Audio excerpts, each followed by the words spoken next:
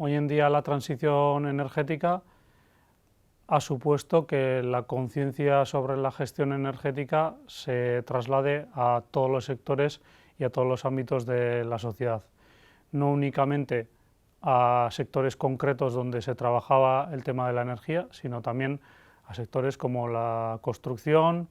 o el sector doméstico. Eso exige, al final, hacer uso de unas nuevas tecnologías que están relacionadas con la digitalización para poder sensorizar, medir, monitorizar y conocer cómo estás funcionando desde el punto de vista energético esos sistemas y poder mejorarlos a medio y largo plazo.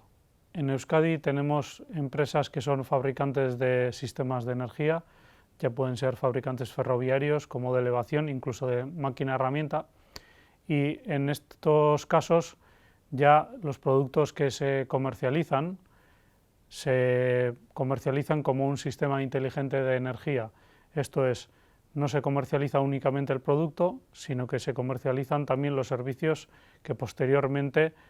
posibilitarán la recogida de datos, el análisis y la optimización de esos sistemas una vez estén puestos en marcha. En ese sentido, cada vez necesitan más profesionales que sean capaces no solo de diseñar y fabricar estos productos, sino que sean capaces de mantenerlos, de medir y de analizar su uso y de saber cómo optimizarlos durante toda su vida útil. En Mondragón Unibertsitatea tenemos titulaciones y estamos trabajando en formar a profesionales que tengan este perfil híbrido, donde tengan conocimientos tanto de las tecnologías básicas para la fabricación y puesta en marcha de estos sistemas,